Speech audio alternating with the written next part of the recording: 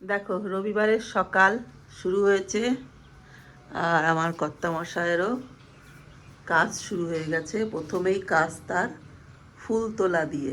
তো এই যে দেখো ফুল তোলা হচ্ছে আর এই যে উনি প্রথমেই ফুল তুলে নিচ্ছে। এক সাজি টগর ফুল ফুটেছে, এখনো তো ছাদে রয়েছে, চলো ছাদে যাই। দেখো ছাদে চলে এসেছি।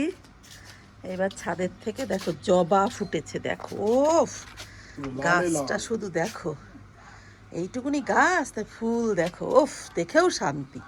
হলুদ ফুল আজকে ফোটেনি কারণ কালকে গোড়া খুঁচিয়ে তাই সার দেওয়া হয়েছে, এটা হয়তো কালকে আবার ফুটবে, অনেক কুড়ি আছে। তো চলো বাবা, আর ছাদে যা রোদ্দুর।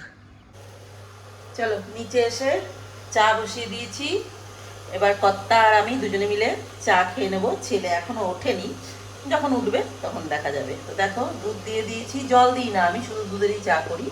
তো চলো চা হয়ে গেলে আবার শেয়ার করছি।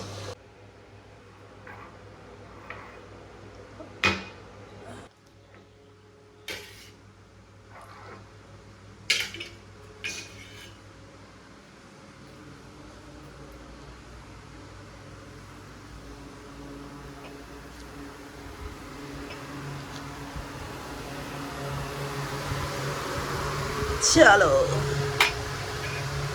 রবিবার আর কর্তামশাইও বাড়ি আছে, তার জন্য দুজনে একসঙ্গেই পুজো করলাম।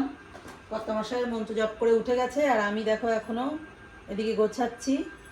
তো সবাই একবার বলো রাধে রাধে। আর কাল কিন্তু পুত্রদা একাদশী, সবার মনে আছে তো?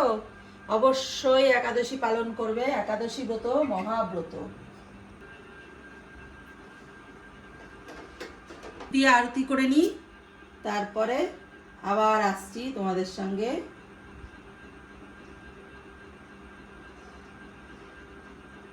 ফ্যান চলছে, তার মধ্যে দেখো কি সুন্দর ধূপকাঠিটা জ্বলছে। সব কিছু ভগবানের ইচ্ছা, ভগবানের ইচ্ছা না থাকলে কিছুই সম্ভব না।